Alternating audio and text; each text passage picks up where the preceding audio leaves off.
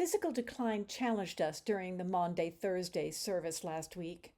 Keith's hearing aids failed, curtailing his ability to socialize, and I'm still adjusting to ergonomic aids for my flute.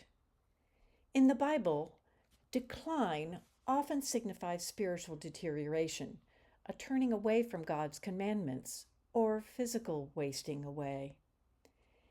At times I'm tempted to respond to decline by crying out in despair, as the Velveteen Rabbit did when abandoned in a sack left outside in his owner's garden, or hide and deny, as Adam and Eve did in God's garden. But the travails of decline can lead to positives, and sometimes decline means a better outcome, or is the best course of action.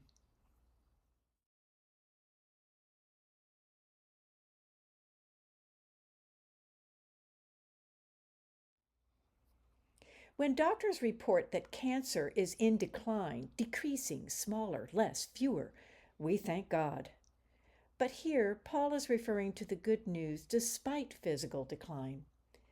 We can be strengthened spiritually by our suffering if we focus on hope and do not lose heart. Aging is not for sissies, my mother often said in her declining years. And the world in which we live sure doesn't make it easier. Youth is glorified. Aging is discouraged, as if we have control of that. But encouragement is exactly Paul's message. Aging is an opportunity for growth. Persevere in your trials, he writes. Be strong. Lean on the power of the Holy Spirit. Watch for unseen spiritual realities. In other words, physical decline can lead to spiritual resilience.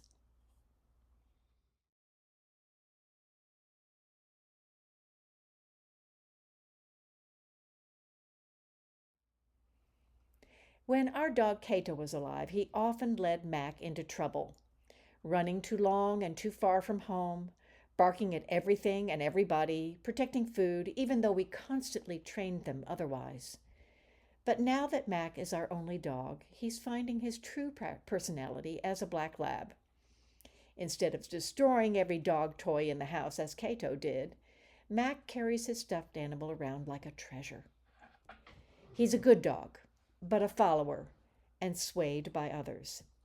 Thus, it's important for him to be around better influences, which is good advice for all of us. In this verse from Exodus, we learn that decline can also mean a polite refusal to follow the crowd in doing wrong, even under pressure.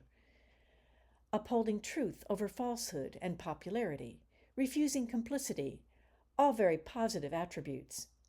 Integrity, morality, and virtue lead us to decline conformity to the crowd's unjust or unethical behavior. Another positive outcome for a decline.